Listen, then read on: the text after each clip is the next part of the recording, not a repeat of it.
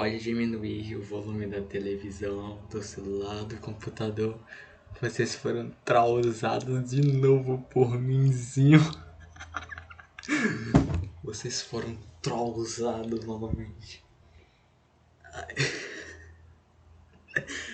Olha, aqui esse vídeo é somente para aprendizado. Da minha parte, não ligo para vocês. Só quero decorar as coisas que o Thiago Sinibaldi fala no seu livro Elementos de Filosofia. E a gente está começando na parte da lógica formal agora. E a gente vai falar sobre a ideia.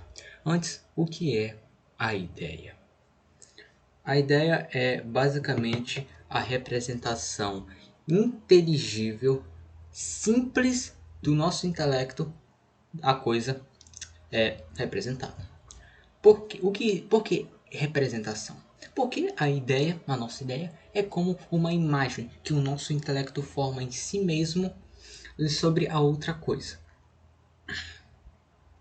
Agora, inteligível é porque a ideia somente acontece no nosso intelecto. Essa imaginação que a gente tem, essa imagem que a gente tem na nossa cabeça, no nosso cérebro, não é a ideia que a gente tem da coisa. É somente uma ideia, nem ideia, é uma representação sensível que o nosso cérebro faz da coisa. A ideia existe no intelecto, que é imaterial. É um princípio fora do corpo, mas não fora dos limites do corpo. É estranho. É um limite incorpóreo que está limitado pela figura do corpo. Basicamente limitado pela alma, enfim. A ideia, evidentemente, está em todo o intelecto, tanto que por isso que Aristóteles fala que o intelecto é possivelmente todas as coisas. À medida que o intelecto pode conhecer todas as coisas e conhece todas as coisas em si mesmo. E simples, porque a ideia não adiciona e nem subtrai ou nega nada da coisa que é representada por ela, ou da sua própria ideia. Porque a ideia que a gente tem de um homem é homem. E não o homem é um animal, o homem não é uma cadeira, coisa do tipo. É só homem. Homem. Homem. Ou garrafa. Só, tipo, só é uma palavra. E por isso, a ideia recebe muitas vezes muitos nomes. Porque, vamos lá, a ideia é também chamada de verbo mental, porque a ideia é como o intelecto falando para si mesmo a coisa representada por ele, por meio da ideia. Também é chamado de conceito, porque conceito vem do intelecto, vem do latim conceptus, que vem do verbo concepere, que literalmente significa conceber, porque a ideia é como concebida pelo intelecto, assim como o filho é concebido pela mãe, de modo a participar da vida no intelecto, assim como o filho participa da vida pela mãe. Também é chamada a ideia de termo mental, porque é a última parte das resoluções das coisas. Como assim? Como assim? Porque termo vem do latim terminus, que também significa término. Porque se nós dividíssemos uma coisa, por exemplo, se nós dividíssemos essa garrafa aqui em suas partes, nós teríamos que chegar a um fim, porque a garrafa não pode ser dividida em seus substratos infinitamente, ainda que ela pudesse ser dividida quantitativamente infinitamente. Vai ter que chegar em algum lugar para parar. Essa é a matéria-prima. A matéria-prima é o término da divisão ou resolução da garrafa em suas partes. E assim, a ideia é o término da resolução digamos assim, do pensamento em suas últimas partes. Porque, digamos assim, no raciocínio, o homem é um animal, todo animal é corpóreo. Eu vou refazer. Todo animal é corpóreo, o homem é um animal, portanto o homem é corpóreo. Temos três proposições aqui. Temos o animal corpóreo, o homem é corpóreo e o homem é um animal e o homem é corpóreo. E essas três resoluções aqui, essas três proposições aqui são as três partes do raciocínio. E essas três partes do raciocínio podem ser divididas em três termos, ou melhor, dois termos, porque o verbo não é um conceito, é a mescla dos conceitos. A menos que seja isso acontece somente no verbo de ligação. Os verbos que implicam ação ou paixão realmente implicam outra coisa. São um conceito à parte. Ok. Mas os verbos de ligação, como o é, o está, o permanece, etc., não são conceitos assim. São apenas ligações dos conceitos. Enfim, nós temos dois conceitos na proposição, em cada proposição. Enfim, resolvendo cada proposição em suas partes, nós temos três conceitos: animal, corpóreo e homem. Aqui nós não podemos dividir mais em nada, porque chegou no fim. E por chegar no fim, estes três conceitos aqui, essas três ideias, são o término da divisão, o término da resolução, que é basicamente dividir a coisa em suas partes. E por ser términos, recebeu do latim esse nome, terminus, e foi traduzido para o português como termo. Tanto que João de São Tomás mesmo define o termo como o fim das resoluções e o princípio das composições. Porque, evidente, por meio dessas três ideias também, compomos todos os outros raciocínios, todas as outras proposições que compõem os outros raciocínios. Também a ideia é chamada de percepção, porque pela percepção nós conhecemos as coisas. No entanto, aqui uma distinção, porque a percepção está mais para o conhecimento tomado objetivamente falando, ou seja, realmente falando como alguma coisa real, como uma operação do intelecto. E a ideia é tomada como o resultado desta operação do intelecto. E por isso, a ideia, nesse caso, é tomada subjetivamente, ou seja, como se fosse alguma coisa irreal, ou uma coisa irreal que só existe no intelecto, enquanto a apreensão ou percepção é alguma coisa real. Assim, a percepção, como distingue Tiago Sinibaldi, é o conhecimento tomado objetivamente falando. E a ideia, o conhecimento tomado subjetivamente falando. E assim, creio que nós terminemos a definição da ideia. Aqui, então, ele parte para a divisão da ideia. E a ideia pode ser dividida de duas maneiras: segundo o seu objeto e segundo o seu modo de concepção. Segundo o seu objeto, tem, acho que, 9 divisões. Deixa eu ver. A, B, C, D, E, F, G, H, I. Sim, acabei de descobrir que o I é a 9ª letra do alfabeto. E a ideia é dividida segundo o objeto assim. A primeira divisão é a ideia real e lógica. A segunda divisão é a ideia positiva e negativa. A terceira divisão é a ideia simples e composta. A quarta divisão é entre a ideia abstrata e concreta. A quinta divisão é entre a ideia intuitiva e abstrativa. Não confunda com abstrato, é abstrativo. A sexta divisão da ideia é entre, deixa eu me lembrar, entre unívoca e análoga. A sétima, será? Eu estou esquecendo de um. Intuitiva, unívoca, análoga. Ah, sim. Sou tão pouco. A sétima divisão é entre como eu falei, a ideia unívoca e análoga. A oitava divisão é entre a ideia singular, universal e particular. E a nona, a letra I, entre a ideia universal direta e a universal reflexiva ou reflexa. Vou chamar reflexiva porque é mais bonito. Me perdoem eu ter pegado o caderno agora há pouco, porque eu estou aprendendo, por isso que eu estou fazendo esse vídeo para você, porque aprende melhor o que mais ensina. Enfim, eu vou explicar cada uma delas, porque algumas delas também têm outras divisões, e principalmente a que fala sobre analogia, a unívoca e a análoga, porque a analogia é pesada, viu? É pesada. Ok? A ideia real e a lógica.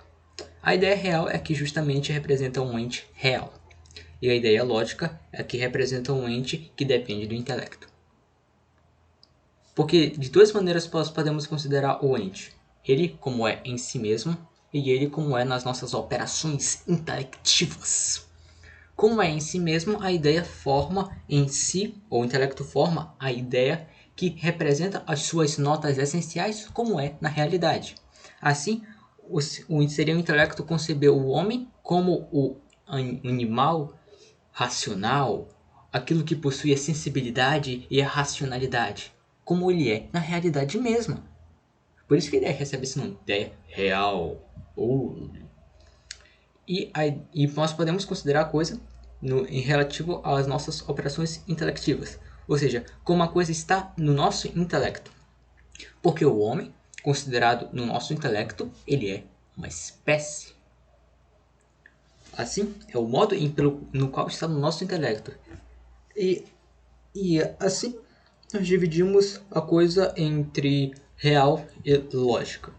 Porque, de fato, quando o intelecto concebe o homem, primeiro concebe ele como é em si mesmo, ou seja, como o animal racional. E depois reflete sobre este homem e descobre, esse homem é uma espécie.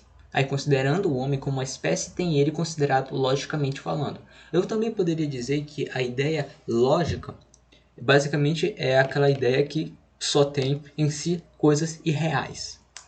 Mas creio que esta fala seja inadequada para o caso, porque eu não vi Thiago Sinibaldi falando sobre isso. Creio que ele poderá falar isso mais tarde, falando sobre a psicologia, porque mais propriamente esse tipo de coisa, ou seja, digamos assim, o unicórnio, que não existe na vida real, somente no intelecto, é melhor chamado de, mais adequadamente, de ente racional e não ideia lógica. A segunda divisão é a ideia positiva e negativa, é isso mesmo. A ideia positiva é aquela ideia que representa algo com sua perfeição, em sua entidade. E a ideia negativa é aquela que concebe a coisa em sua negatividade, em sua imperfeição. Assim, a ideia positiva seria aquela que, digamos, concebe a luz e as virtudes, isso. E a ideia negativa é aquela que concebe as trevas, ou os vícios, os pecados. Porque os pecados são imperfeições.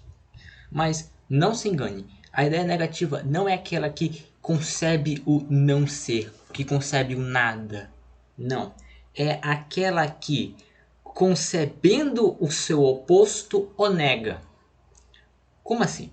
Porque a ideia negativa concebe, a ideia das trevas concebe a luz enquanto negada, ou seja, uma não luz, por assim dizer. E assim, é evidente que a ideia negativa nunca pode ser obtida sem a ideia positiva, porque a ideia negativa justamente implica no seu oposto, ou seja, em algo positivo, negando. Olha só, eu estou falando em algo positivo na realidade. Eu não estou dizendo que a ideia negativa é a ideia positiva negada. Não, mas sim justamente o que a ideia positiva representa ou significa negado, ou seja, o seu objeto negado. Enquanto negado. E a terceira divisão é entre simples e composta. Nós podemos dividir essa aqui de duas maneiras. Eu vou falar primeiro. Da primeira maneira, a ideia simples representa a coisa que não tem uma pluralidade de atributos. É somente uma nota, um atributo. Assim é a ideia justamente do ente, que é basicamente um ente. Só. É a primeira das concepções apenas. Enquanto que a ideia composta é aquela que concebe algo composto de muitas notas, como o homem, que é composto do ente, de substância corpórea, digamos assim, animada, sensível e racional. Ou seja, 6 coisas, uma complexidade delas. Mas também nós poderíamos dizer que a ideia simples concebe a essência incomplexa, ou seja, como somente homem. Porque nenhuma essência, digamos assim, em si mesma é complexa, porque toda essência é indivisível. Nós não podemos tirar um atributo do homem e esperar que ele continue sendo homem. Como assim existe um homem irracional, por exemplo? Não existe. Não existe. Mas a ideia composta ou complexa é aquela que representa uma complexidade de essências. Por exemplo, sábio que é a complexidade da essência do homem com a essência da sabedoria. Une ela assim, tem o sábio, a essência, a ideia composta. E a quarta divisão da ideia é aquela a que se diz respeito à ideia abstrata e à ideia concreta. Essa. A ideia abstrata é basicamente tomando a ideia ou o que faz algo ser algo separadamente, como subsistentemente. Assim, aí estão as ideias da animalidade e não do animal, a ideia da humanidade e não do homem. Porque, como eu disse, a animalidade é aquilo pelo qual algo é animal. E a humanidade é aquilo pelo qual algo é homem. Mas está tomando isso como subsistente, separado da coisa que é transformada no animal, que é transformada no homem. Está tomando a animalidade. Está tomando a humanidade. E, evidentemente, a concreta é aquela que pega a animalidade e une com outra coisa, formando o animal, por exemplo. A humanidade pega outra coisa, pô, o homem.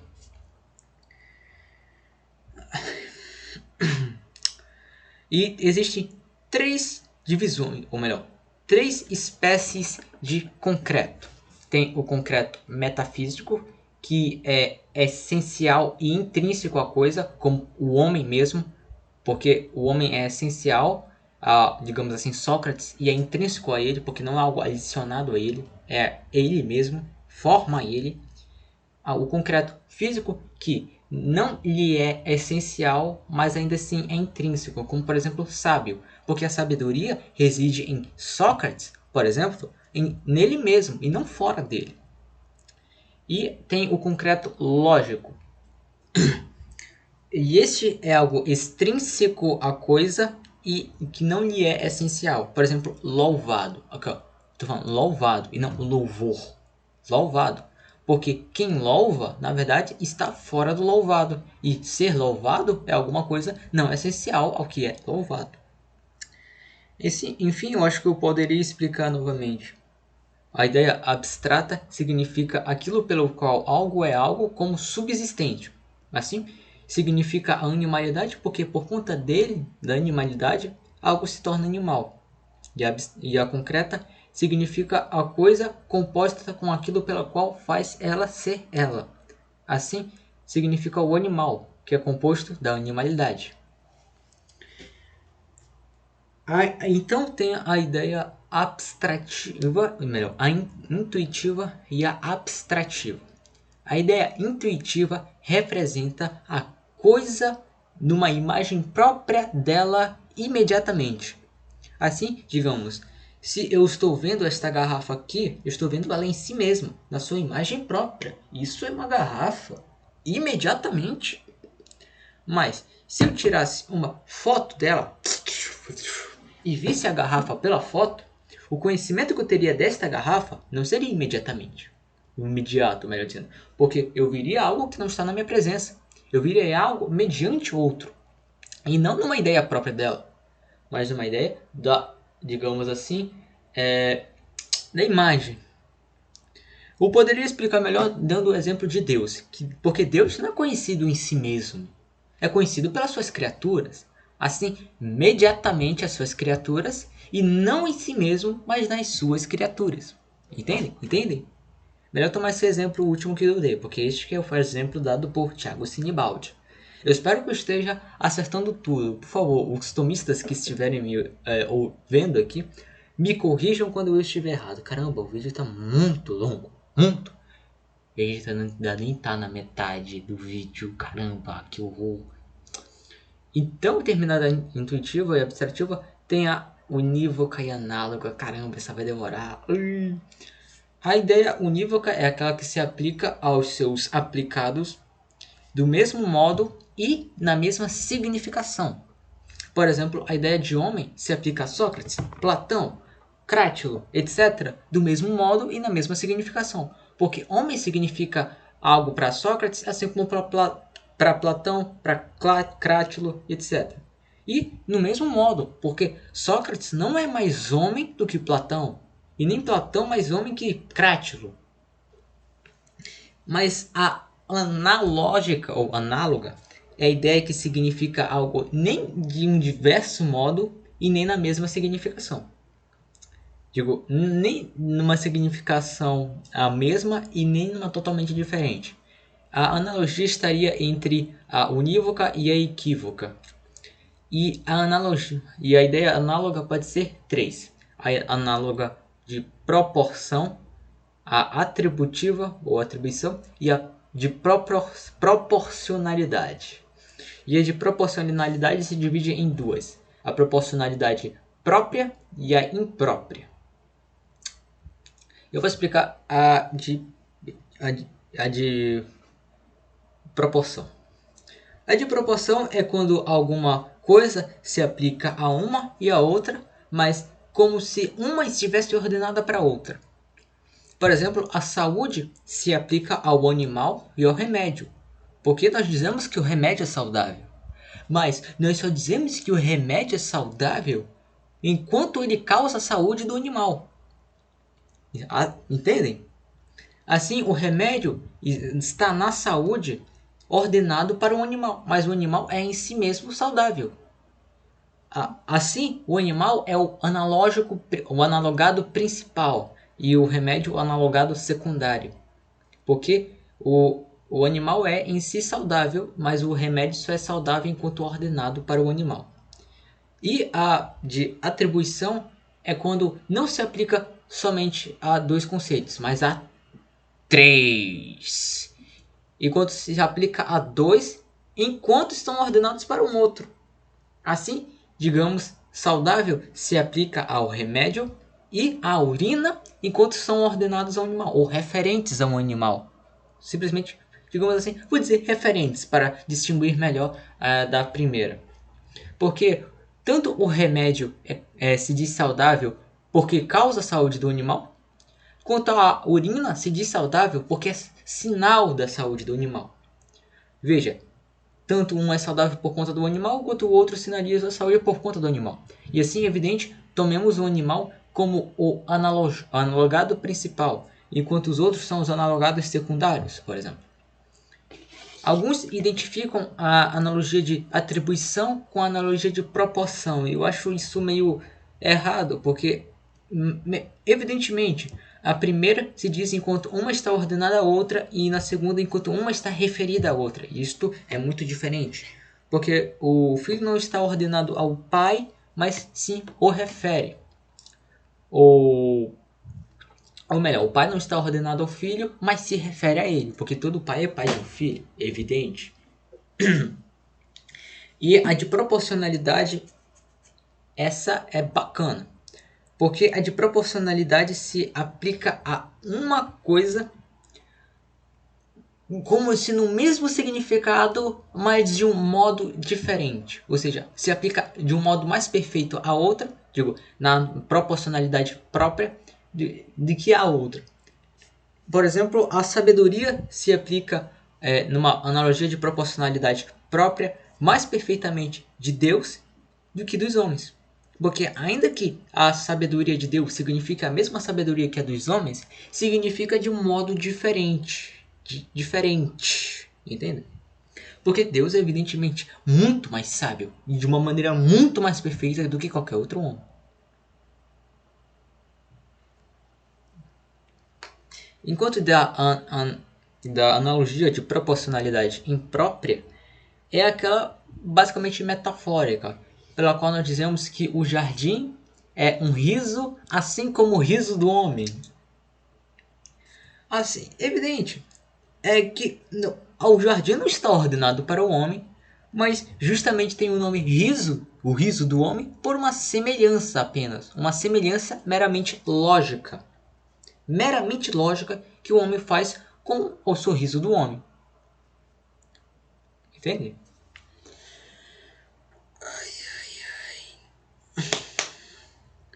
Agora, tem as regras da analogia. Nossa, essas são importantes. Sobre a analogia de proporção e atribuição, veja que a forma da saúde é intrínseca ao animal, porque o animal é em si saudável, mas ela é extrínseca a, por exemplo, o remédio e a urina, porque são saudáveis enquanto relacionados com o animal, e por isso eles não são saudáveis senão pelo nome. Como nós vamos dizer que um remédio é saudável? Ah, isso aqui é saudável. Não dá, não tem sentido. Mas só tem sentido enquanto se dirige ao animal, ou significa a saúde do animal. E além disso, nós devemos saber que a forma da saúde do animal, ou seja, do analogado principal, tem que estar na definição dos analogados secundários, como no seu nome. Porque, evidente, a gente não descobre, a gente não sabe que certa coisa, ou melhor, a gente não saberia se o remédio é saudável, se não enquanto nós soubéssemos a saúde do animal. Ou melhor, a gente não conheceria a saúde do remédio, senão enquanto conhecêssemos a saúde do animal. E o mesmo para a urina. Ainda que a urina signifique a saúde do animal, evidente. Mas isso é outra coisa. E do terceiro modo é sabermos que, embora não tenham os analogados principais e secundários uma unidade formal, porque o remédio em si não é saudável, que nem a urina, diferente do animal, eles têm uma unidade ordenada. Porque em ordem, um se refere ao outro. E assim são ditos têm uma unidade, enquanto são ordenados a uma outra coisa.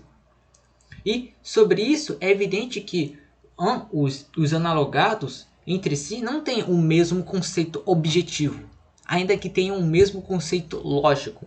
Porque o conceito objetivo, ou seja, aquele conceito, digamos assim, real, é proporcional à forma. Mas como nós formulamos, a forma do remédio no quesito da saúde e a da urina são extrínsecas a eles. Digamos assim, porque, como eu falei, o remédio não tem a forma da saúde, pois não é saudável que nem a urina. No entanto, o mesmo não acontece na proporcionalidade própria, ou seja, na analogia de proporcionalidade própria. Porque, vamos dizer assim, as formas são intrínsecas a cada um dos analogados, porque Deus é em si mesmo sábio. E os homens são também em si mesmos sábios.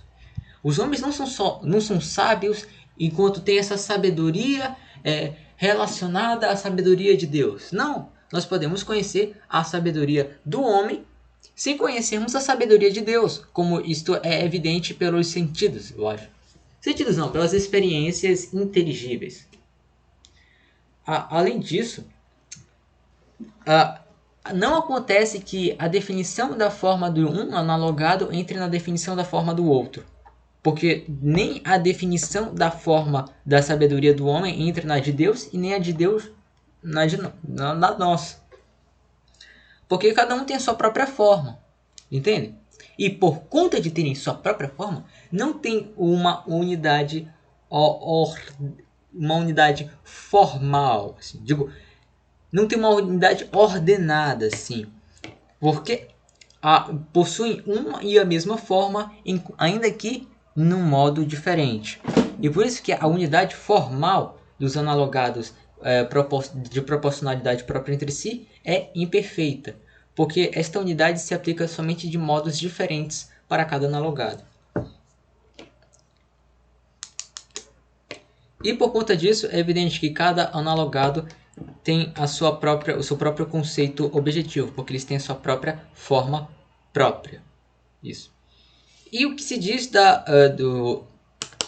de analogia de proporção e atribuição também se diz da analogia de proporcionalidade imprópria ou da metafórica, porque é evidente, um jardim com formato de riso como o do homem não tem em si a forma do riso do homem, e nem é em si o riso do homem, e nem tem o mesmo conceito objetivo que o riso do homem, mas somente quando se refere ao riso do homem, justamente por uma semelhança lógica com o intelecto faz com o sorriso do homem com o do jardim.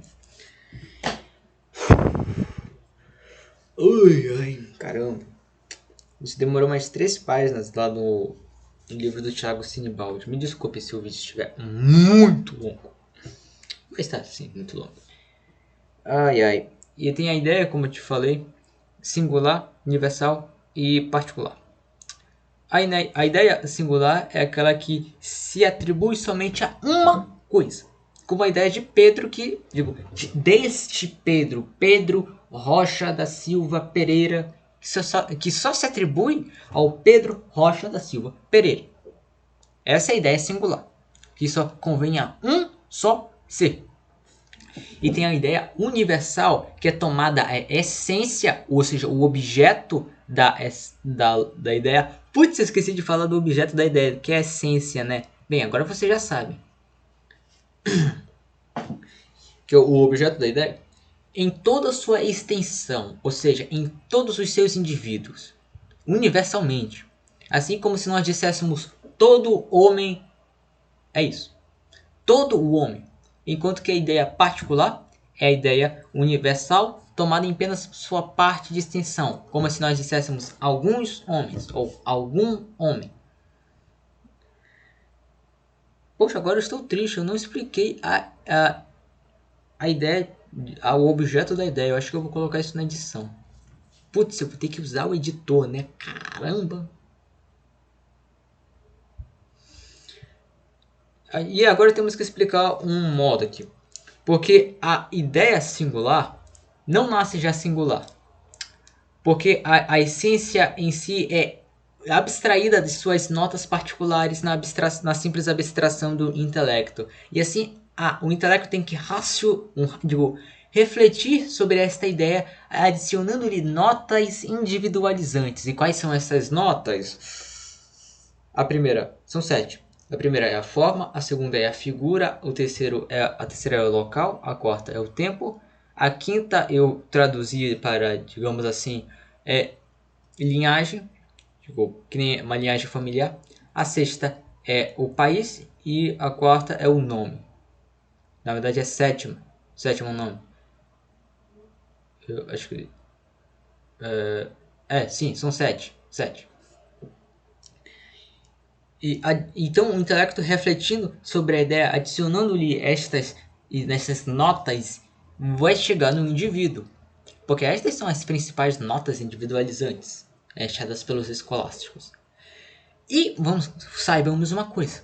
A ideia universal não é a mesma que a ideia transcendental. O que é a ideia transcendental, Luquinhas Queiroz? É, primeiramente, a ideia que se aplica a todos os entes, como propriamente falando o ente, a verdade ou o verdadeiro, o bom, o uno, enfim. E estas ideias são chamadas de transcendentais porque justamente transcendem qualquer definição, transcendem o gênero e a espécie. Porque não podem ser o ente, por exemplo, não pode ser definido. Você vai definir a existência? Não dá. Nem dá para definir o que é o verdadeiro. Digo, o verdadeiro como alguma perfeição transcendental e não como aquela verdade que está no intelecto. O verdadeiro, digo, o bom não dá para definir, que nem o uno. Dá para descrever, mas não dá para definir. Por isso que daí o pessoal vai dizer, o ente é o primeiro conhecimento confuso do intelecto, ou coisa do tipo. Mas temos que saber que, primeiramente, o universal não representa todos os entes. Representa uma categoria de entes. Por exemplo, homem, substância, qualidade, branco.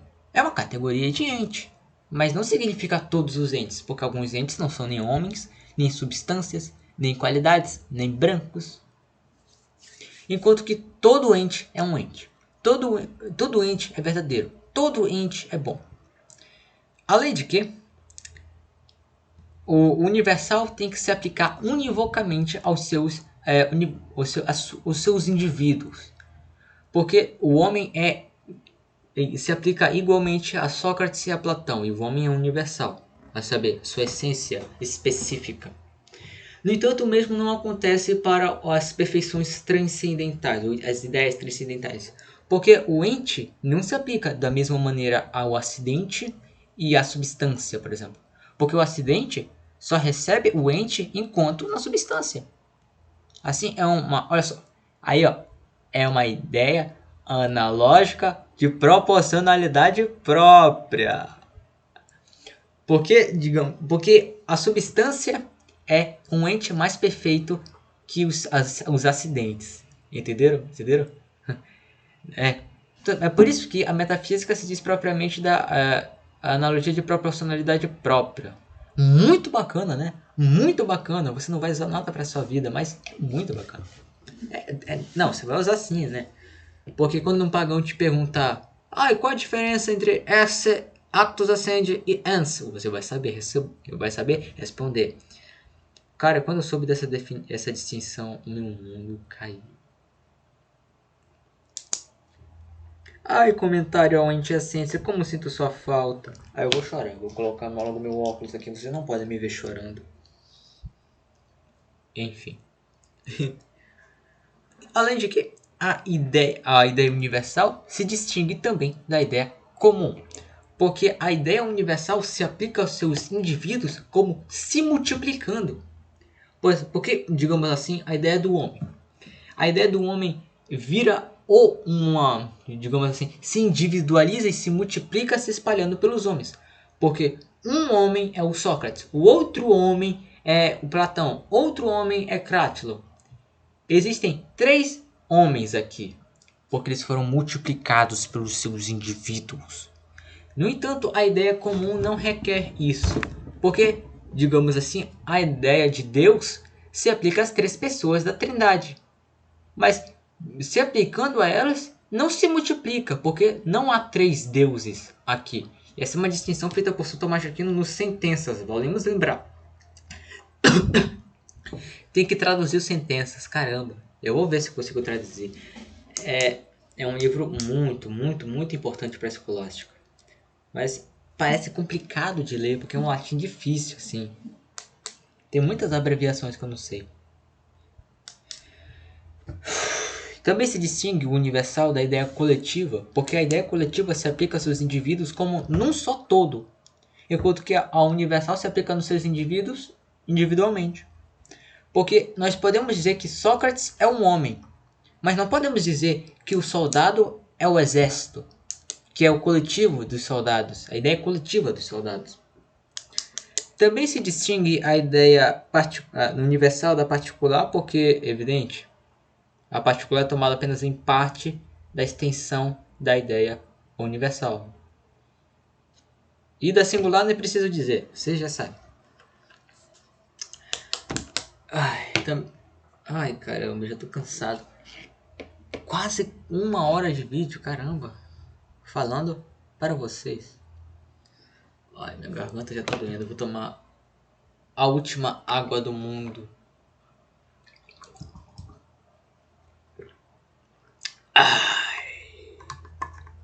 H2O, Bazinga.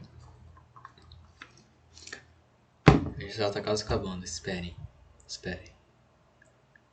Quem mandou não ler? Quem mandou, hein? Agora vai ter que me ouvir. Seu preguiçoso, vai aprender a ler! Vai! Vou colocar na descrição o livro do Thiago Sinibaldi. Seria tão melhor conseguir fazer live, mas o YouTube me proibiu porque eu sou criança. Eu não sou mais criança não, YouTube. Eu sou adolescente agora. Tá bom? Sou adolescente. 15 anos nas costas. E você, YouTube? E você?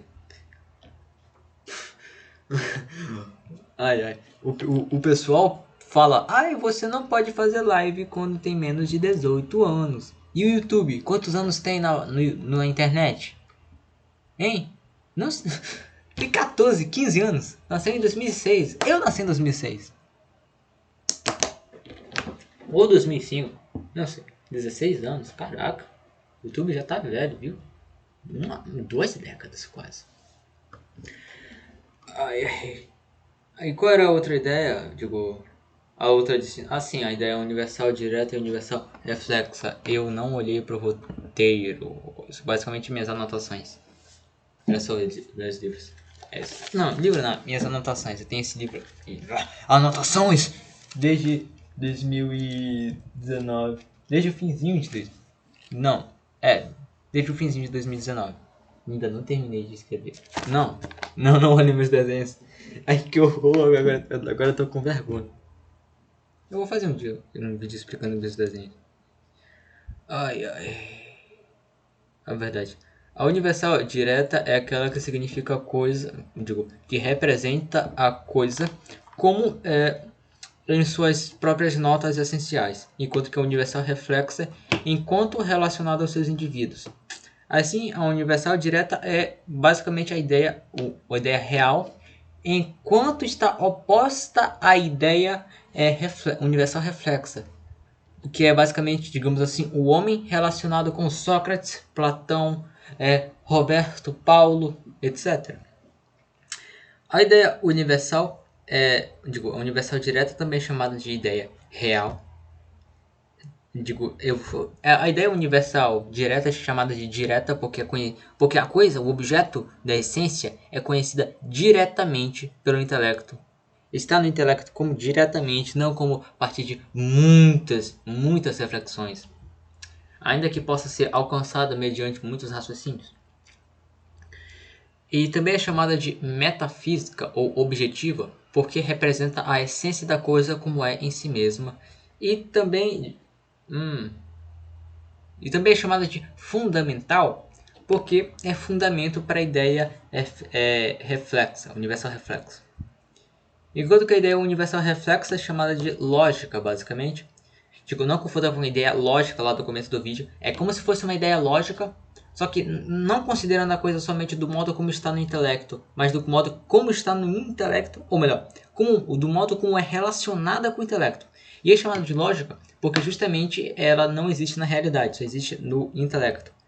Porque o universal não existe na realidade. Tomem essa, aceitem neoplatônicos, o universal não existe na realidade. Entendeu? Aristóteles já refutou no seu livro da Metafísica da Ed-Pro. Também é chamada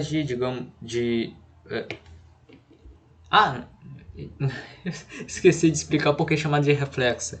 É chamada de reflexa porque é atingida pelo intelecto por uma reflexão da ideia universal direta com os seus indivíduos. E também é chamada de formal porque implica a mais índole, a índole verdadeira do universal, porque é universal que se aplica a muitos indivíduos, ou a todos eles, enquanto que, de fato, a ideia universal reflexa realmente é assim, se aplica aos seus muitos indivíduos.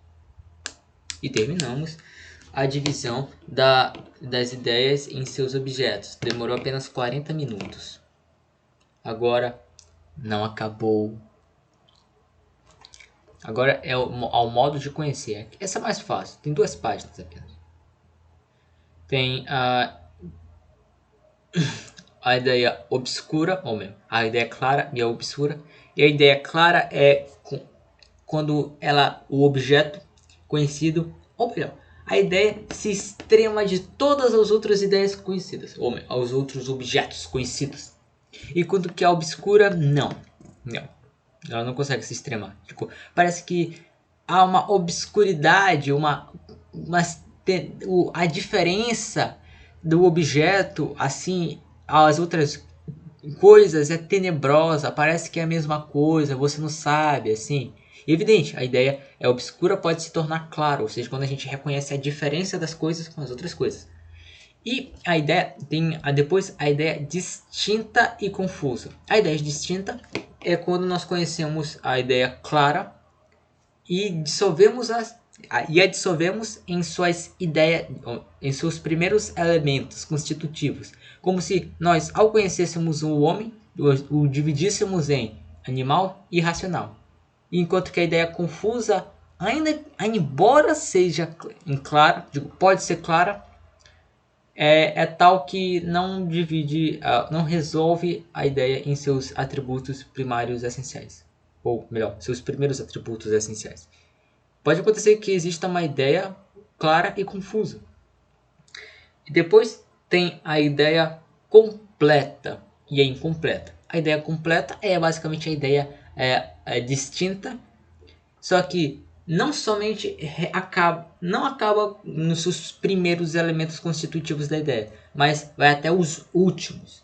Ou seja, dividimos o homem em animal racional, o animal em corpo, animado sensível, o animado em corpo vivente, o corpo em substância material, substância em ente per si subsistente. E por todas essas divisões, nós temos o conhecimento, o conhecimento completo da coisa. Mas o conhecimento incompleto que não vai até não alcança tanta perfeição assim.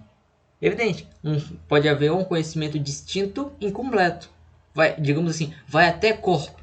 Aí não continua da substância para baixo. É um conhecimento muito distinto, por acaso. Aliás, melhor dizendo. Mas não é completo. Ui, que pena. Ai, desculpa se o vídeo está muito denso aqui, eu não consegui resolver melhor. E tem a ideia adequada e a inadequada. Esta se divide em dois.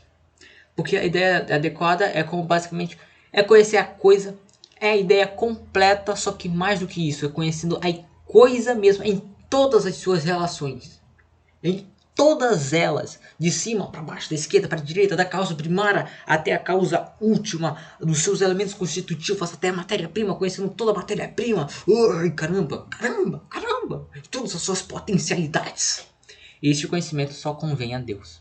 Porque o nosso intelecto não chega a tamanha perfeição, ainda mais por uma só ideia. E a ideia inadequada, evidentemente, é aquela que não chega a tamanha perfeição.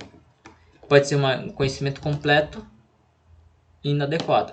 Mas o pessoal chama de adequada a ideia que serve para um determinado fim e inadequada que não serve para tal determinado fim. Mas como o Tiago Sinibaldi mesmo fala, essa divisão não é certa de acordo com a etimologia própria da palavra adequada. Ai. O vídeo acabou, até mais. Não vou. Eu não vou colocar a porcaria no objeto da ideia. Você vai aprender isso no vídeo do. Vídeo não. Você vai aprender isso no livro do Tiago Sinibaldi. Eu estou com preguiça. Caramba, estou falando por 1 hora.